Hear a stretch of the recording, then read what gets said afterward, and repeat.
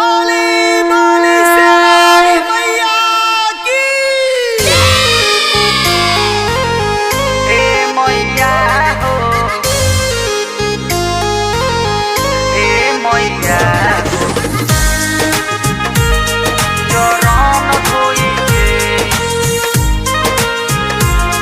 चरण धोइके,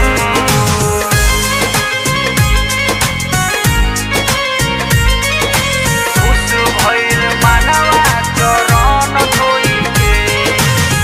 एक साल बाद माई बारू तू आइल हो, बेटा के मन में तू बारू समाइल हो।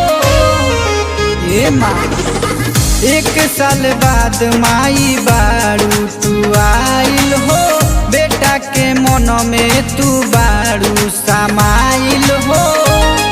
समाइल हो, बोले ले कोयलिया मीठी मीठी बोलिया, बाघावा पयलू सवार होई के। ए मैया हो, ए मैया हो, खुश भइल मनवा चरण धोई के हो। ए मैया हो, ए मैया हो, खुश भइल मनवा चरण धोई के।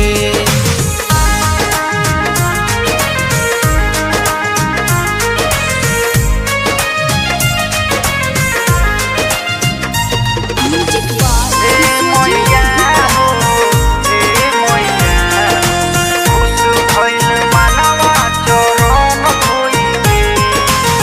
मन के प्रीतिया बा मैया से लागल, लोगावा भइल बावे पागल।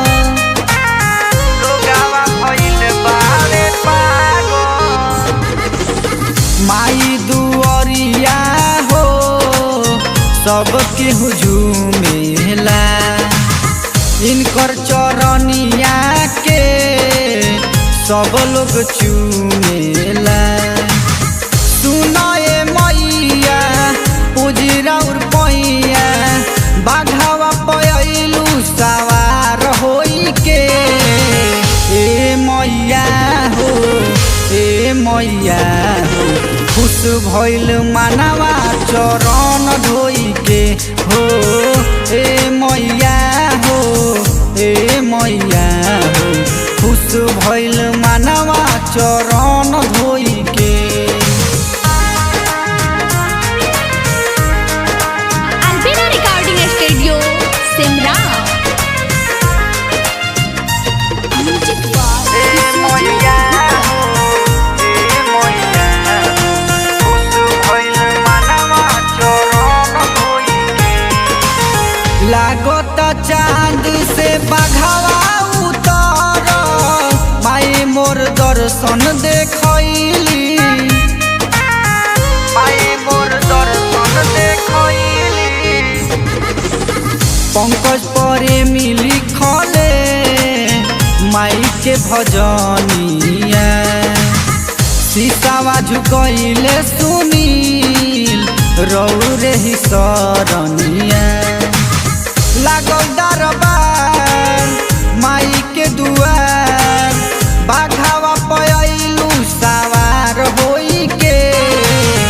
ए मैया हो, ए मैया हो, खुश भइल मनवा चरण धोई के हो।